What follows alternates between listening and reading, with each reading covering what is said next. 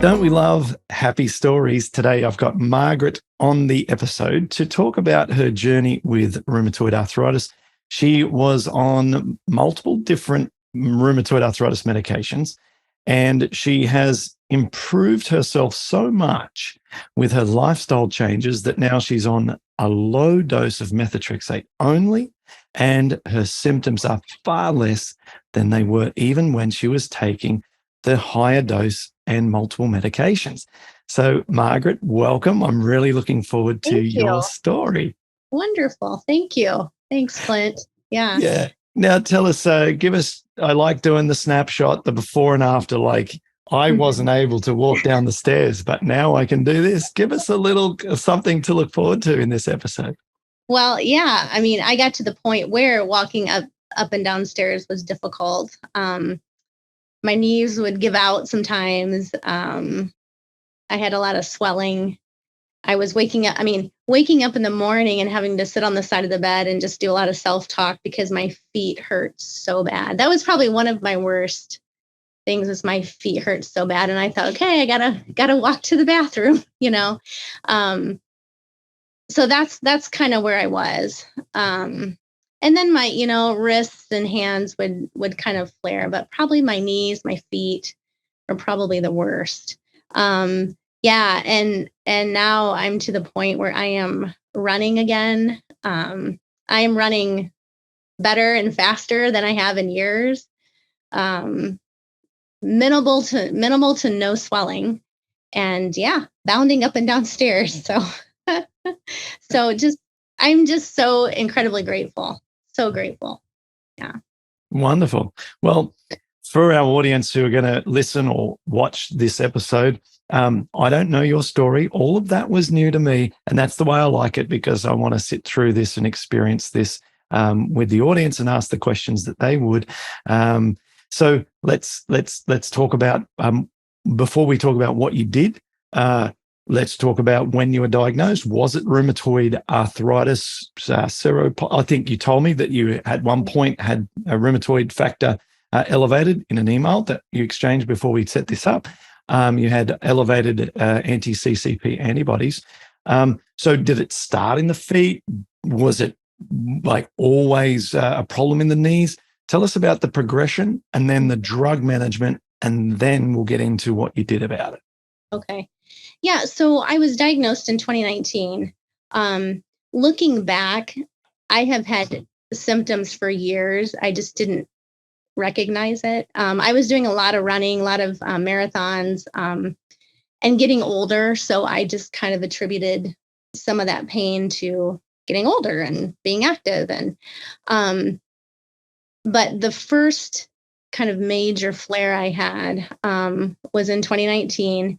And I was at work, and just out of nowhere, my wrist, it was after lunch, and I went to pick something up and my wrist was swollen and it hurt. I thought, and you try to reason away what it could be. I thought, well, I had been cutting some fabric the other day, but then within an hour, my other wrist, same thing. Wow. And by the time I left that evening, I could hardly put my coat on. My shoulders hurt so bad. Was struggling to drive home, and I got home and, had ice packs and heating pads. And I remember my husband came home and was like, I don't complain much about things. And he was like, what is going on? As I'm sitting there, and I said, well, I think I have rheumatoid arthritis. To which he says, well, that's not good. And he doesn't know anything about medical things. But I said, well, what do you know about this? And he said, well, I had to write a paper on it in 8th grade. So he kind of knew that it wasn't good. So then that week I got into my doctor, got labs done. And my rheumatoid factor was negative. My ESR was negative, but my anti-CCP was just off the charts. So I got the diagnosis, and I will tell you, that week before I got on I was just doing ibuprofen pretty much and trying to manage it. But it is just, that pain is just so relentless. I think by the third day, I was just kind of laying in bed, trying not to move, It was just incredible. And then got on prednisone. And then it took probably, that was in, I believe, November. I don't think I got into the rheumatologist till the next month. And then started on methotrexate right away. And I was doing pretty well that whole next year or so. Started off at 4 tablets a week, went up to 6, and was doing okay, for the next year or so with Were you that. still on the steroid at this point? Well, I would take it occasionally, and historically, the ibuprofen, because I was running a lot and I would take ibuprofen quite often, I would get gastritis sometimes, like just really bad stomach upset from this ibuprofen. Mm-hmm. So I was managing it between that and the prednisone, the ibuprofen, and the methotrexate. I was just trying to manage it, but wasn't able to. Probably the one of the biggest losses I had was my husband and I and friends of ours. We would run together every week, and we were doing races and just having a good time. And I couldn't do it. Especially those long runs. I could do it, but the next day I would pay for it. Swollen joints, knees, and fatigue, really bad fatigue. It just, you don't, I guess I didn't realize how bad I was till I felt better. And then it was kind of like, how was I functioning? So wasn't sleeping well. I had so many nights where I'd wake up because I'd have to change positions because whatever was hurting, and it was multiple times a night. Enough that I would look at the clock and think, oh my goodness, so I was just, and I used to work out in the mornings. I was an early riser and wasn't doing that anymore. So I just really felt like it was changing who I was a lot of loss, I felt like. So I was just kind of trying to manage with those things, knowing prednisone was not good to take long term, for bone health and all sorts of reasons. You knew that because of your profession? Did you mention to me prior to the call you're a nurse? Is that correct? Yeah, a nurse. Okay. Yeah. So that's also why you knew straight away that, you suspected that it was rheumatoid after you got these symptoms. You're like, I know what this is because of my job. Yeah. Okay. All right. So now at this point, your rheumatologist probably sees you again and says, look, you've still got some symptoms. And you're probably telling him or her that you're complaining about the fatigue and so on. So what was then the pharmaceutical decision at that point? If I would go in and kind of, complain about something, it was just let's increase your dose. And then at one point, it was suggested I go on injectable methotrexate, which I was going to do. And then I didn't. I just chose not to. And then somewhere in there, I switched rheumatologist, mainly out of just convenience. Honestly, I felt like they're both wonderful people. I just felt like, I don't know. I just felt like I was just going in and, saying what I needed, and it was just going to be medication after medication after medication. So it was kind of like, I kind of felt like it doesn't really matter who I go to because this is going to be the regimen. Yep, I understand. And so, and I remember the first one I went to, of course, your first appointment, I go in there with all these questions and about diet, and I was already eating whole food plant-based several years prior to that because of high cholesterol.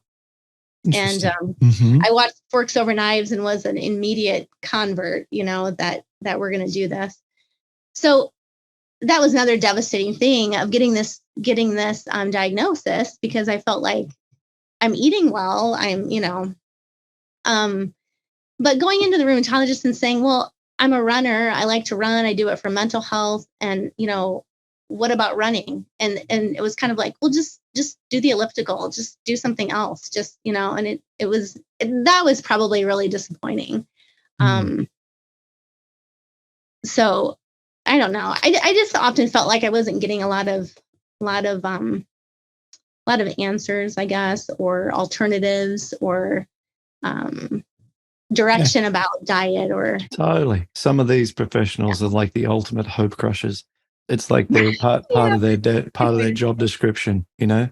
Yeah. That's just because they see bad cases, and the prognosis for many folks isn't great, and literally most of them know the science and the evidence between diet and arthritis.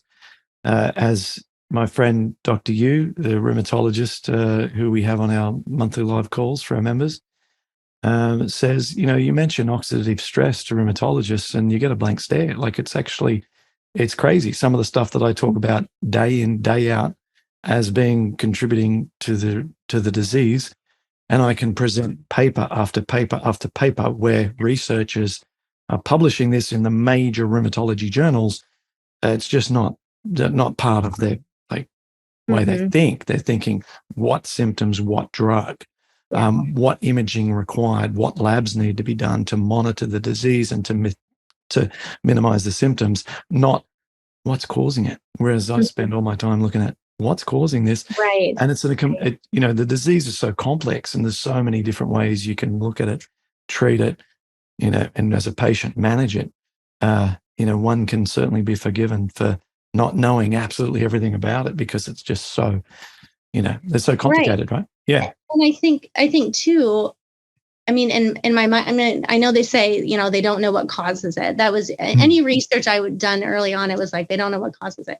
And it's like, well, something did, because before I was okay and now I'm not. So something causes this, And so I think that was one thing that was just always in my mind. And then also talking about that first visit to the rheumatologist, we're sitting in that waiting room and I am seeing people walk by in really bad shape, right? I mean, their fingers are pointing every direction except the way they're supposed to be pointing. And I'm just watching them like, oh my word.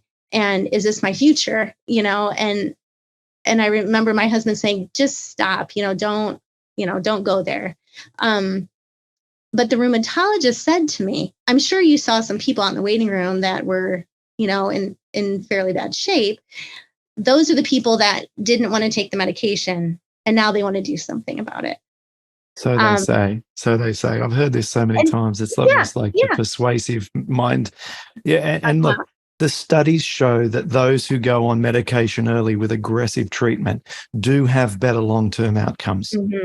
But yeah.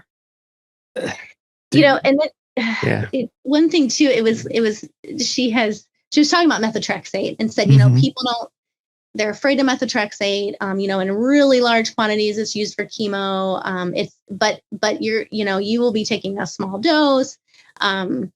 It's safe, on and on. But then it's like, but you also have to take folic acid to prevent anemia, hair loss and mouth sores. And so you hear that and you think, well, it is kind of a big deal that I'm taking this. Yeah. Oh, I mean, it's like, a big, kind of like just deal. brushing it off like it's like, no big deal. But, yeah, absolutely. And the real threat, despite all of those things, that comes up the most is the liver damage, the oxidative stress to the liver, which is the ALT and the AST markers that you look for each month when you get your blood done, as you must do, because this is serious stuff for your liver.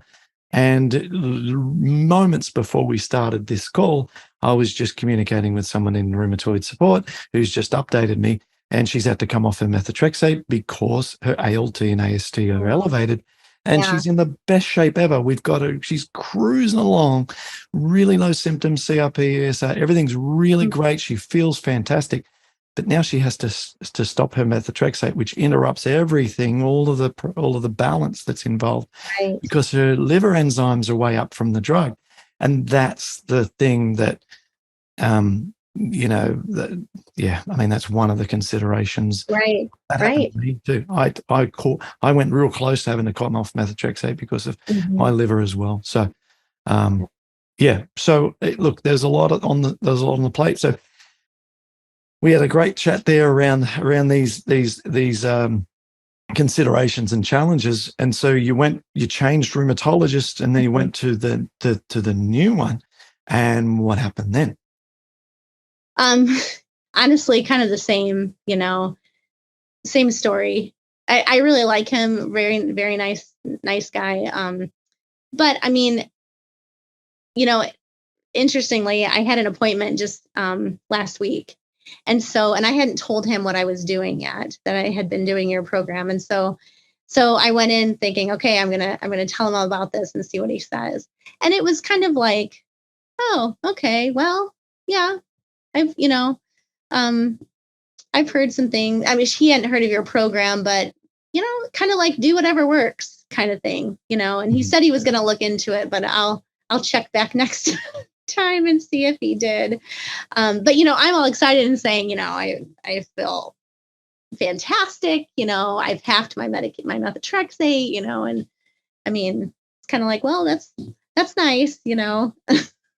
Uh, We yeah, go so through this on every guest I have on the show. We have this same conversation. It's like, here we go. We've presented something that is not only effective but sustainable, long term, essentially a sort of a permanent reduction of RA symptoms. And the rheumatologist shrugs and just like, okay, whatever you're doing, it's like it is in a sense of, well, that's not that interesting to me, or you keep doing, right. which to us is just dumbfounding, because it's the disease that they are meant to be the expert in treating. But you see, that's an area of expertise that is not where they're at. And so it's like, okay, well, good for you. You know what I mean? Yeah, good for you. Yeah. Yeah. And I remember last spring when I went in and was not doing well. And I remember he said to me, well, you're in your 40s and you're once you get on the max dose of methotrexate, then yeah, we'll put you on a biologic, probably Humira, and then that'll probably hold you over till you're 65, and then Medicare will pay for, infusions. And I said, well, when am I on the max dose methotrexate? And he was like, well, you're pretty much there. And I just left that day just kind of in tears, because I thought, he's got my whole life mapped out for me. Like, this is my future.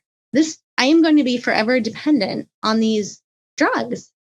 And he's got me like, he's got my story till I'm, 65 and doing infusions. And it just felt so hopeless. Wow. And I'm like, it was, and at that point I was like, okay, I'm willing to try anything. And so because I did not want to go on Humira, for multiple reasons. And so I tried acupuncture. I tried multiple different supplements, and nothing was working. So I eventually said, okay, I'm ready to feel better. Let's start this Humira. And I don't know if you're ready for that little story yet, but we are. Yeah, we want to get the Humira story done, and then we want to spend the balance of our call talking about great things and give us some insights into the ways that you've used the program to get your life back on track, how quickly it happened, things that you had to modify, how it was working. Because if you're already on whole food plant-based, I want to know what the subtleties were for you and so on. So let's get the Humira done, and then we'll talk foods, exercise, and all the rest. Yeah. So I made the call and started this whole Humira process, which they assign you a nurse ambassador. And she said to me, she contacted me, wanted to know my story, and said, we are very committed that you get your medication, no matter your financial situation, your insurance situation, we're just very committed to this, to you.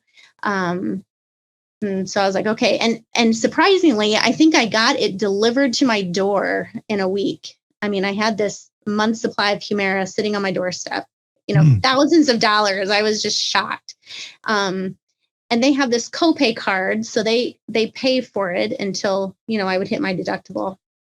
And so I'm looking at this cost when I saw my insurance, explanation of benefits, just horrified by the cost. And Yeah. so that was, Sorry, can you just explain? Yeah. Because I've lived for Yeah. 2 years in the US. We're here at the moment, but we're just Yeah. visiting on this occasion. And for the rest of the world, and also for some Sure. people who, so my memory was this: we paid a ridiculous amount of money being self-employed, right, for our monthly premiums. There's all the jargon, right? So correct me as I make mistakes here. We're at something like $1,600 a month for our premium for our family. Mhm. Okay. I want that to sink have in. it. Just to Yeah. have it. Can Just to everyone have just take a moment and think about how much money that's US dollars, Yeah. $1,600 a month, right? Just for our family to have insurance, not to use it, just to have it. Right. And then when we would go to a doctor, like the child gets, I don't know, like has to have, I don't know, some kind of like a compulsory MMR injection because they're 2-year-old or something, then there'd be a cost, and then our insurance would cover some of it. And I understand that our contribution was the co-pay. Am I using the right phrase? Right. Okay. And then you continue to do this until those co-pays add up to, in our case, something like $9,000 per individual. Okay. Per year. So if my little girl goes and has her MMR injection because she's 2, and we contribute $50, and then the insurance covers $200 or something, that $50 comes off $9,000, and so we're down to $8,950 that we still have to pay before insurance will cover the rest of our thing for that year. Right. So if she breaks her arm, thankfully no one has done anything like that, then we'd be up for $8,950, and then insurance would cover it, the rest of it, and then her whatever bills would have for the rest of the year, just for her. But we've got the same scenario for each. So with that now understood, what happened with the Humira here? So we kind of put this in perspective. So that was good. So we have a high deductible insurance as well. And luckily it's through my husband's work, and so they contribute to the premiums, which is very generous and nice. And but so I get this explanation of benefits, and it's saying that the retail cost of Humira for 1 month was like $13,000. $13,000. And then it was like the insurance discount brought it down to, I don't know, it was like $8,000. And then how was this? And then I think I would have owed $4,900 after all these discounts. You would have been out of pocket $4,900 for the month. $4,900 for medication. So, but the drug company said, well, you get this copay card, and on this copay card is like $16,000. So you won't have to pay anything, which I'm like, you kind of don't believe it, but yeah. So sure enough, I got it for the month. Didn't have to pay a thing. And it actually was helping, right? So after a month, I'm like, wow, I didn't know that my feet could not hurt. It's been so many years I've been living with this. But I thought, will I get it the second month? And so second month, sure enough, comes to my door, same thing, didn't have to pay anything. And I thought, why are they paying for this? But they're essentially paying my deductible, and then once that's done, the insurance is going to have to fork out this cost. So I feel like it's this whole racket that I don't want to be a part of, right? I mean, it's just, and then the drug company is blaming the insurance company, and the insurance company is blaming and then in the middle is this patient that just wants their medication. So let me put this, and I hope this doesn't come off as skeptical, but let me me repeat this back and see if you agree with what I think's going on here. And I think all our audience understands this as well. Is what's happening here is the drug company know that their product is so highly priced that the patient may not be able to afford it. So they want to basically get that patient onboarded so that the insurance company can then pay the drug company the exorbitant price. Right. And to make that happen, they don't mind covering the cost of you and giving it to you for free until quickly, because it only take a month or two. And then right. Yeah. Yeah. So, and working in healthcare and dealing with insurance and that, anyway. So I thought, well, what's going to happen? Every month I was kind of like, what's going to happen this month? And sure enough, the third month I get a call from the specialty pharmacy, and they're like, well, there's a problem with your copay card.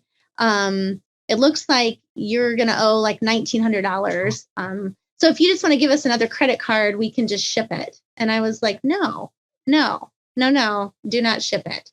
And we were heading out of town. So I thought, well, I will just sort this out when I get back. I'll call my nurse ambassador from Humira, and get this sorted.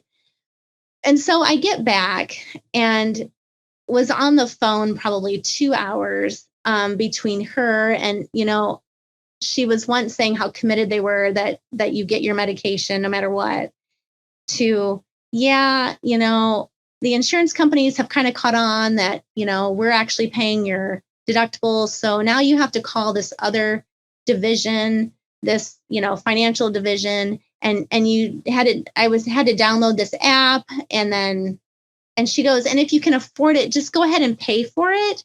And you should get reimbursed. What? And so, it was this whole, and so I was on hold with the financial division for at least probably 30 minutes, never got through.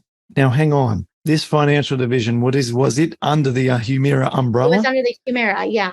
But I had to call this other number. Yeah, I don't know. Mm-hmm. So I get done with all of this. I left a message, I hung up, and I just looked at my husband and I said, I'm not doing this. I am not spending 2 hours of my life every month essentially begging for medication. I'm not doing it. And of course he is like, we'll pay whatever we need to pay. And I'm like, no way. I will find something else. And he's like, well, what are you going to do? I said, I don't know, but not this. And so when I was first diagnosed, my friend's sister has rheumatoid arthritis, and I had called her, and she had told me about this program, your program, that was plant-based. And she wasn't going to do it because she doesn't want to, do the plant-based thing. And I never looked it up because I'm thinking, well, I'm already doing that. So I didn't even look it up, But now I was desperate. I thought I must be missing something. So I got on, I watched your TED Talk, and it was just like mind blowing.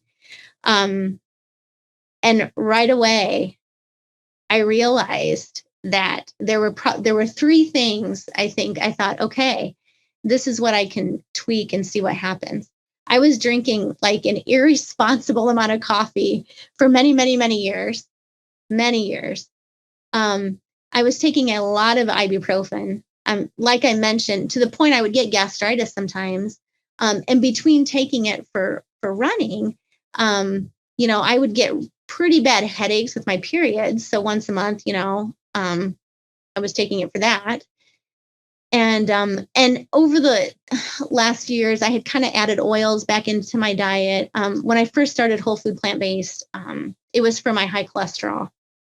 And so, I'd cut out all oils, but then I'd kind of added that back and some seafood. So it felt like, okay, there's something I can do.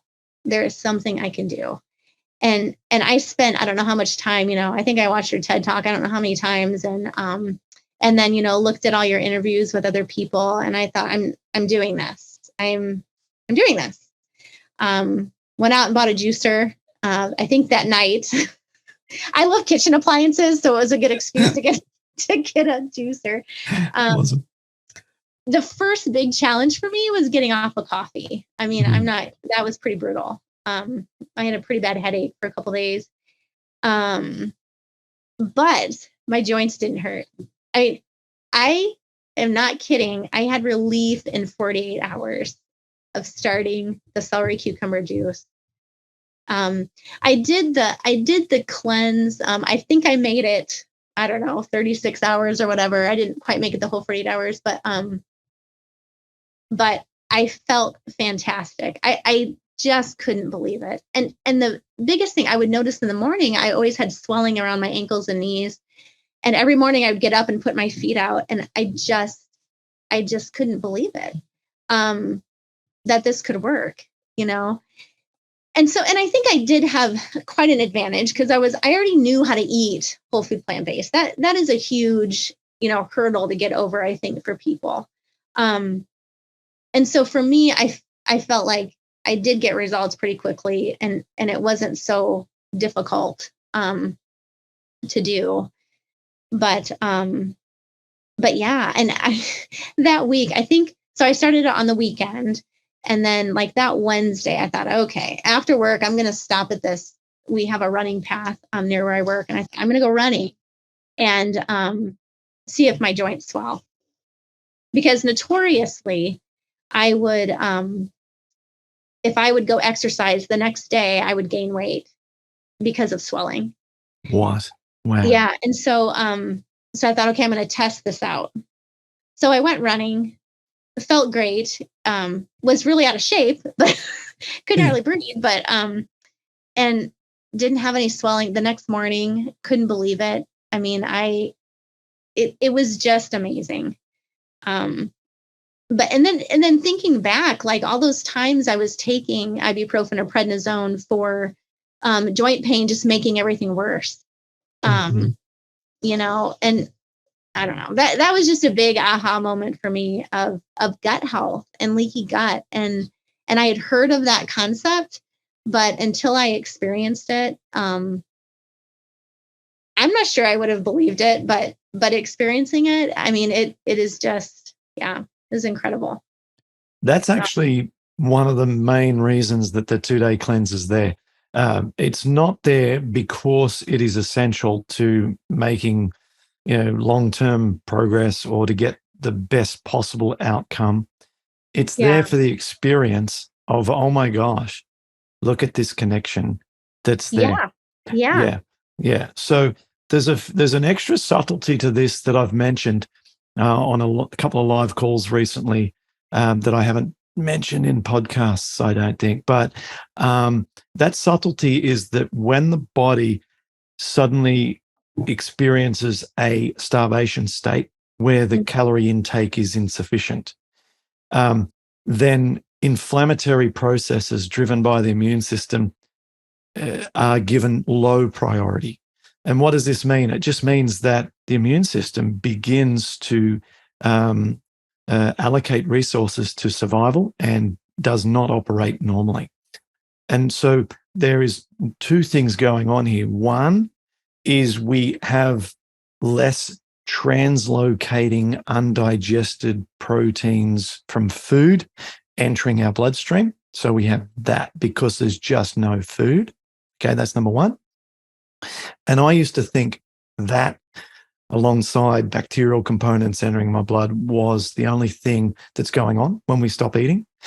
But the contribution from your immune system deciding, there's no food, starvation is happening, I therefore will stop the inflammatory process and I will stop producing leukocytes, white blood cells, to attack this perceived threat in my joints, which in fact could very much be a real threat, given that bacteria and bacterial components have been identified in the joints of RA patients, right? It just stops doing it. And so you feel euphoric because the immune system has given you a break. So there's two things happening. Now, I spent probably 9 years under the thought paradigm that it was only the first contribution, which is no food, no stuff entering my bloodstream, therefore no immunoreactivity. And if I had have known that there is a second component, which is your immune system just stops because you're in a starvation state, which is very much the case according to the science. If I'd have known that back in the day, I may have never pursued this whole journey with the same fervor and conviction that I have. In fact, I know I wouldn't have, because I would have thought, oh, no, it's just because of that. But because I believed that it was entirely due to the food, I never stopped. And so my naivety gave great motivation. Now I And thank realize. God you didn't stop. I mean, I just yeah, I'm so thankful that you didn't just take their word for, the specialist word for it, and sought that out. Yeah. Well, yeah. Yeah, even if it was just for my own health, because but it was a great thing not to know and to believe that entirely it was due to food equals pain. Therefore, let's get the food right. Let's go on this journey and continue on that. It was only when I was writing my book, only like about a year and a half ago or something, did I make this extra connection. Yeah. So, where does that bring us now? So you were a really quick responder. You did the cleanse. You felt so much better real quick. And then we know that only last week you went to your doctor and you said how well you're doing. But in that period between when you started the Paddison program to last week, what has been the progression and what happened to the Humira? Did you just leave it aside? And how did you feel after all this? Mm-hmm. Yeah. Well, yeah. I mean, I called Humira and I called, the pharmacy and said, "Do not send this. I'm done." And started the program. I felt really good, immediately.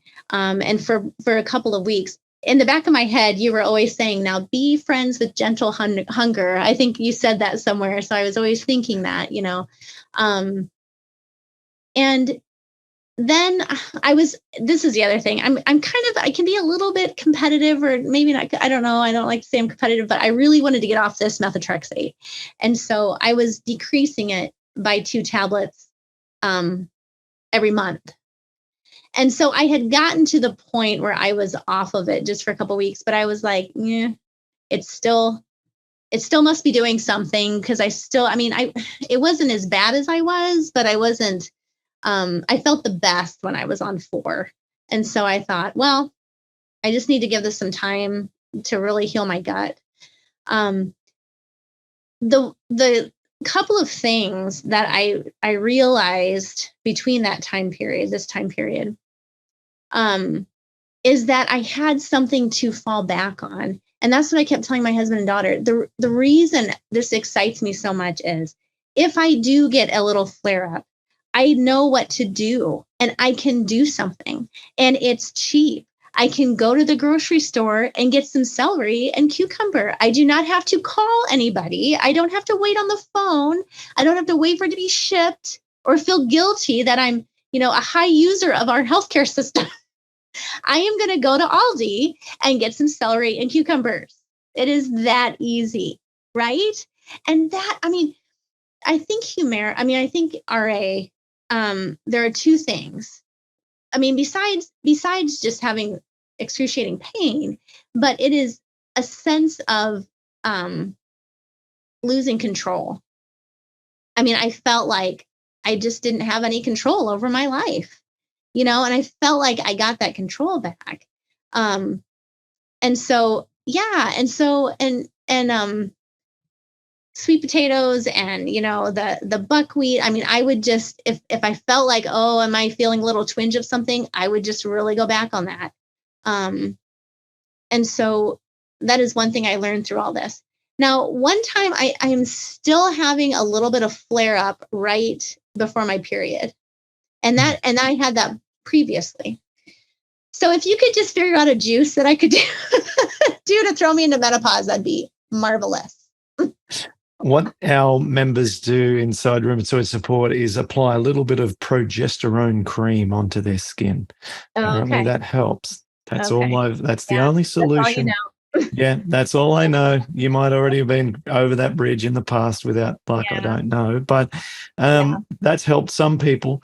The rest just make that almost have that understanding that that's not the time to test new foods. If you're wanting to eat out at a restaurant or something and see if that restaurant's going to be just fine to eat in the future, don't do it at that time, because you're going to give it a false reading.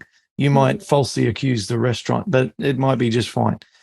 So it's almost like, and dare I say it in today's woke society, but if there are some small emotional changes during that time as well, it's like you don't also maybe, make big decisions or have deep conversations at that time. If the fuse is tiny bit shorter, then you also don't want to be, making big dietary changes and decisions around food as well. So it's as simple as that. It's just a little bit of a tread lightly for a few days and then get back to normal again, back to regular decision making and process and all that. So I don't have a solution on that. But I do believe that, on the contrary to your doctor, you're young to be looking at being able to manage the disease with minimal drugs long term. I think all that you've done with your and let me justify the statement. All that you've done in the past with your whole food plant-based has obviously made you a good responder, right? So your microbiome is not off with the pixies, okay?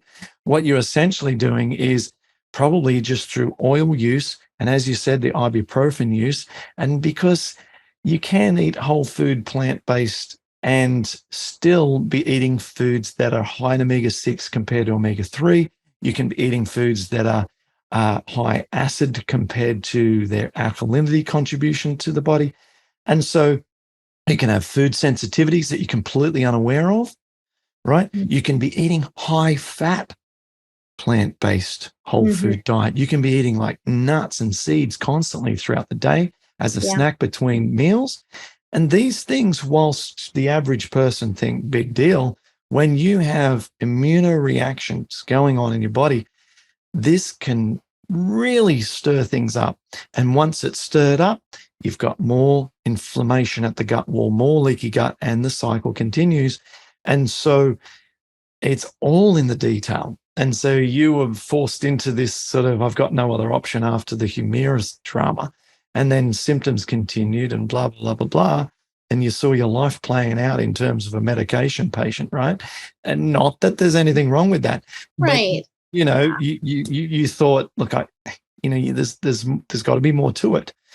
And so the reason I think you're in a great position is because you're only on what was the starting lowest dose that I took of methotrexate. You're currently on a starter dose. Okay. Yeah, A lot of rheumatologists that I learn from through third parties, customers of mine say, my rheumatologist said this. Many of them below 10 milligram don't even see it as a viable dose. They say, well, don't even bother taking it below 10. Oh, wow. Right. Yeah. Now, our community have experienced different things to those guidelines. I had a client, Hannah in the Netherlands, who several years ago stayed on 2.5 milligram a week, one little tablet a week for a year before she decided to stop that, because she felt it different coming from 10 to 7.5 to 5 to 2.5. She felt it every single time, and she stayed on 2.5 for a year before she came off it. So, there are different opinions here. And so we also have got more information just coming through this past year. I've learned so much in this past year that I'm so excited about this year ahead with 2023, about what to contribute via these podcasts and my book and the improvements coming through the Rheumatoid Solutions membership, because I have learned so much that I feel that it's like almost there's like a new wave of information coming through, and it's just tremendously exciting for me to be able to bring it stuff that no one else is talking about.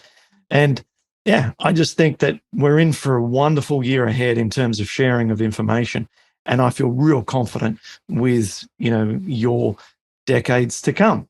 That's exciting. I'm so excited for your book to come out too. Yeah. That's exciting.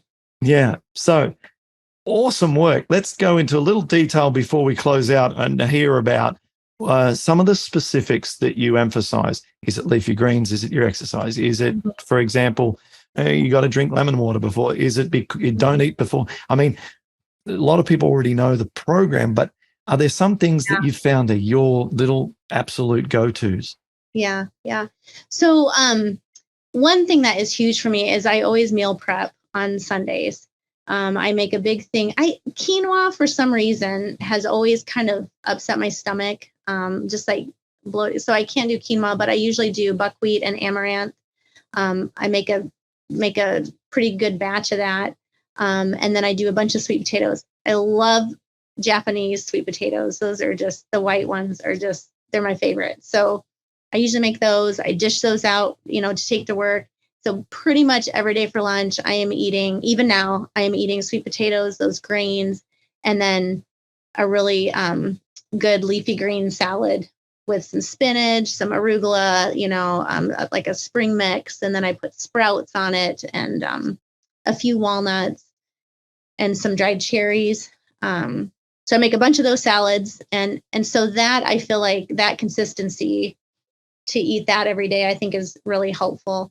And then, for our evening meals, I basically have been cooking like I had been cooking for years, just, which was so nice, just not doing the oils. And if I'm having a little bit of I'm feeling like, I'm having a little bit of a minor flare up, I'll just do the grains and stuff that evening meal as well. But just lots of greens. I mean, we go through a lot of greens at our house. Let's just say that. And then, I kind of do the celery cucumber juice as needed kind of. I probably do that a couple times a week, maybe. And then more so if I'm feeling like it's for my period or something.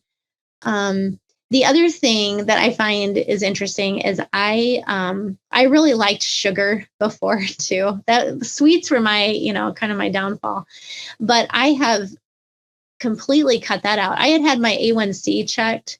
I don't know, it was about a couple of years ago. It was 5.4, which isn't bad, but it was still kind of like, oh.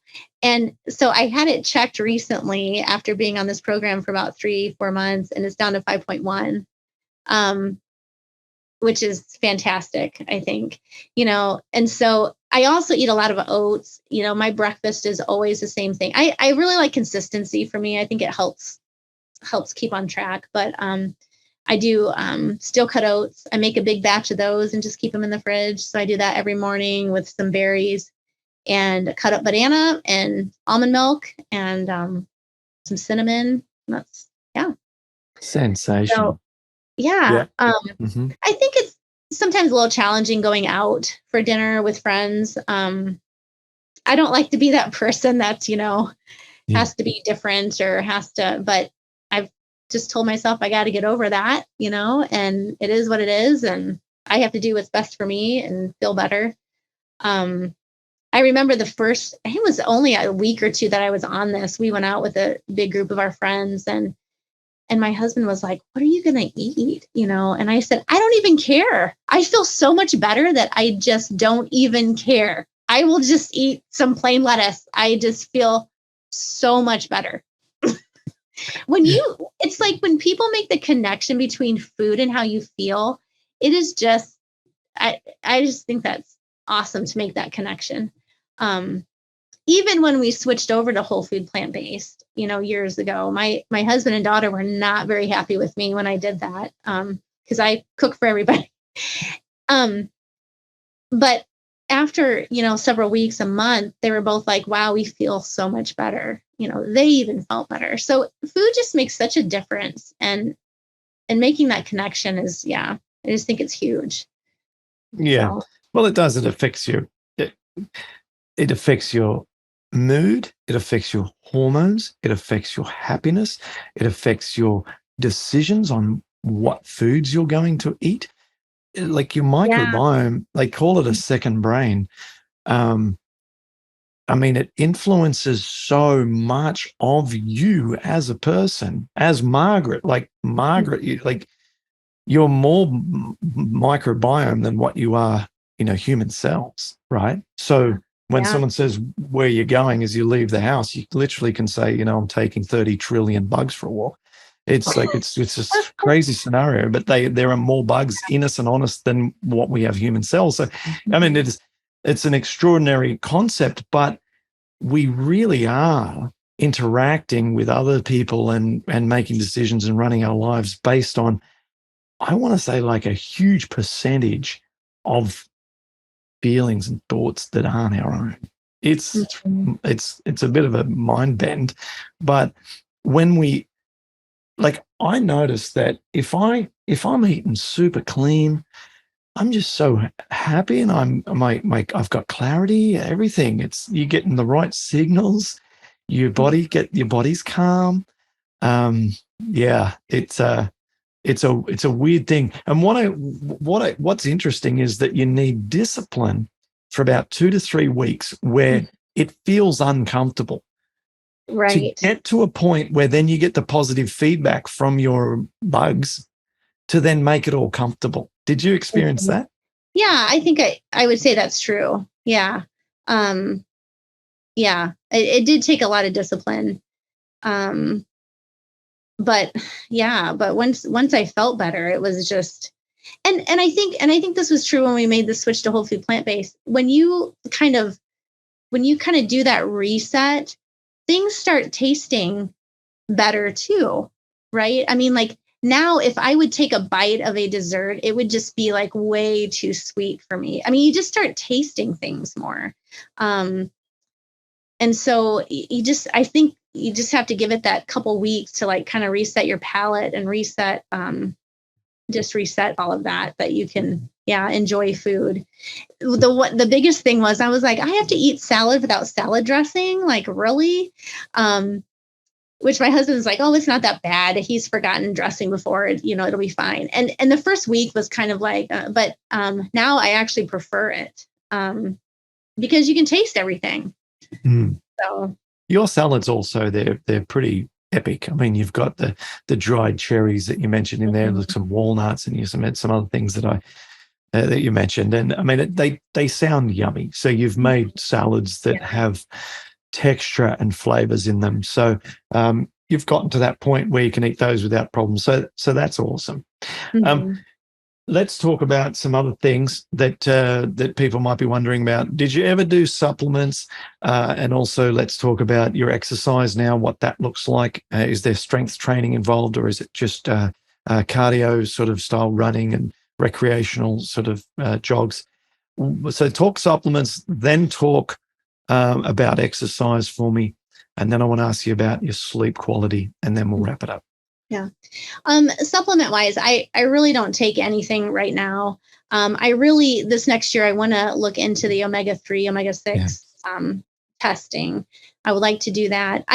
In the past, I've tried, lots of turmeric capsules. I've tried ashwagandha. I've tried fish oils. I've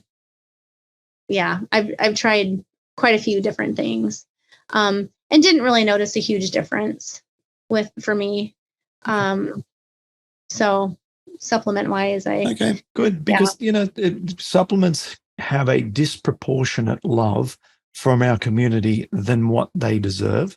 I think the list of my recommendations has even gone down from 5 to 4. So and one of those is B12, which is I do take B12. Yeah, right. It's sort of like that. That's like it's like a no-brainer. Like the B12 is almost it is compulsory, and then so you've got all of the, probably 100 things for which has been researched for our condition, and I think there's only like 3 others that I strongly endorse. And of those, diet can cover a lot of their impact as well. So that's that. So talk about now exercise. What does that look like for you? Yeah, so I try to get to the gym at least twice a week to do some strength training, just some machines. I am not, I just do it more just for some resistance training for bone health too. I'd been doing that for years. So I would say lightweight lifting, and then I'm up to running again, probably 6 days a week. And I was just doing the elliptical before. And when I would run on the weekends, it was pretty painful, pretty slow. I would still make myself do it, just to be doing it. But I probably maybe 3 times a week I would do cardio. But now I'm up to 6 days. I'm running faster than I ever have. Running, just feeling better. I can't believe it. I can't tell you how many days that I'm like, my feet don't hurt. Like, just this realization, like, my feet don't hurt. I can't believe this. So that to me is just amazing. Just amazing. And like I said, you don't know how bad you are until you feel better. And I thought, well, I have been dealing with this for years. I wonder sometimes if my diet kind of kept it at a simmer. And I just didn't recognize it. So, all those years of running and exercising and being in pain and just thinking that's just me. And so to be on the other side and to feel like this is just, for exercise, that's just been amazing. So, yeah, that is sensational.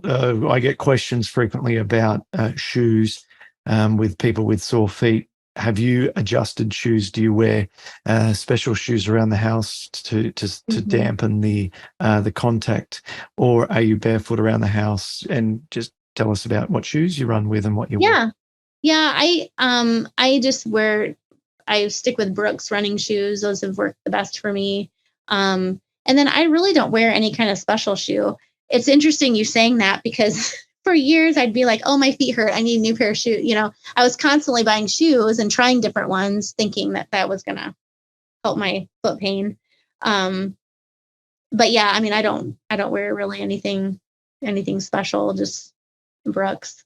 So Okay. And you can walk barefoot around your house? And I don't love to be barefoot anyway, but I can walk barefoot around, but yeah.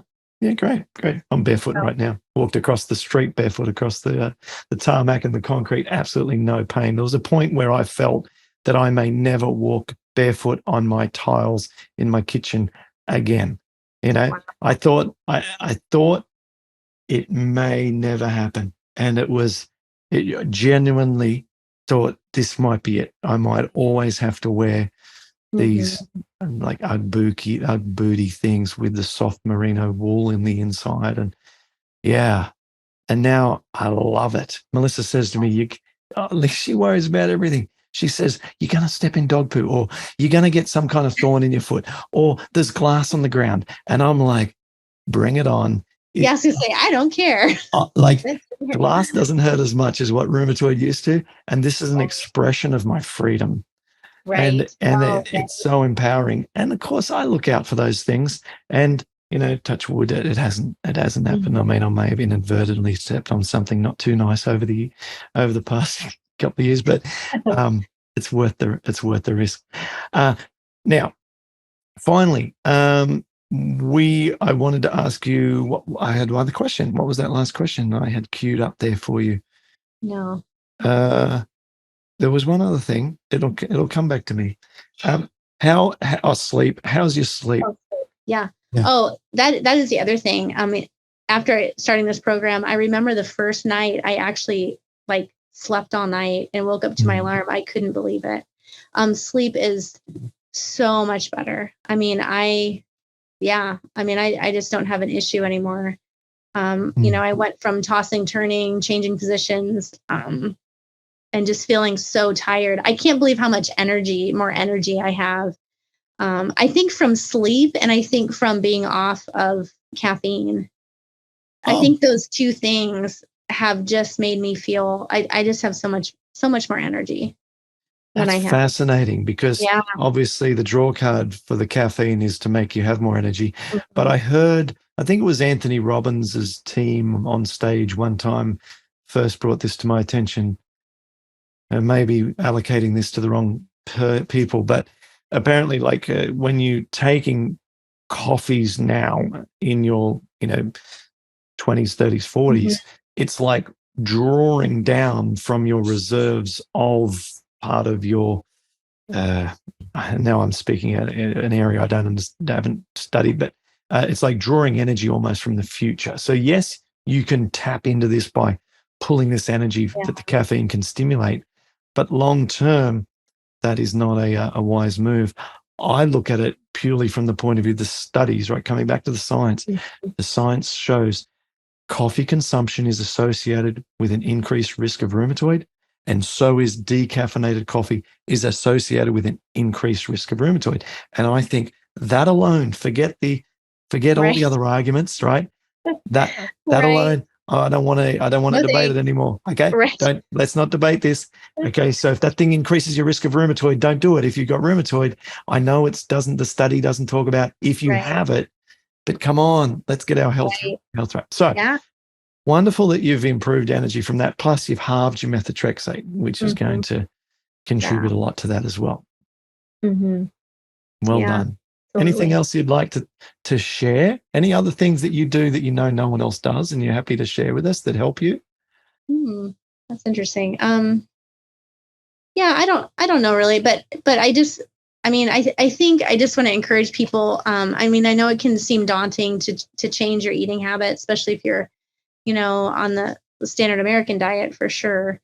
But, I think I love Michael Pollan's saying, eat real food, mostly plants, not too much. I think you can make it as simple or as complicated as you want. And just to try not to feel too overwhelmed by that. There's so many good resources out there of plant-based cooking.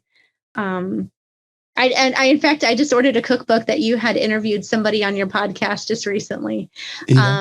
Yeah. And so there's a lot of good resources, but, just keep it simple, I think. And planning ahead. Yeah. I was thinking about that on the drive. We just drove from Jupiter in Florida to Orlando today. And I was thinking about it when the kids were sleeping in the back seat just for a brief period. And I thought, you know what the healing path looks like? It looks like if you're really, really poor, like you don't have much money, and you have to eat the most humblest basic foods, and you don't have access to all of the Starbuckses and the McDonald's, and you don't have access because you live in maybe a rural area. So it's like you've got a local mango tree, maybe a few citrus trees. You're growing sweet potatoes and potatoes in your yard with some carrots. Everything's grown, right? You've got almost your foods are the cheapest ones in the supermarket that are considered almost like you overlook them because they're so simple. They are the ones that contribute to the ultimate compost heap in your stomach of health, which is your gut bacteria. It's what we are. We're a compost heap, right? So that's what creates an environment that supports us. And it's a big step down from the shrimp eating and barbecue loving, high-end, successful work environment mindset. This is I'm going to eat humble foods that are so cheap that anyone could afford them and eat them regularly. And it's it's so dissatisfying for the type A overachieving person. Right. Yeah. And you just saying that, I heard an interview with Dan Buettner from the Blue Zones, and he was saying that, these communities that are in the Blue Zones, they are just surrounded with foods like you were just talking about. Like they just live their lives. They're not thinking about food constantly because their environment is such that, they just have the simple foods around them, like rice and beans, and they can, think about other things besides, crappy food. Like I just feel like we are just surrounded by bad food. And I think it's hard for people, but like what you just said, it can just be so simple and so cheap, and add some spices. It tastes, it's good. I love it.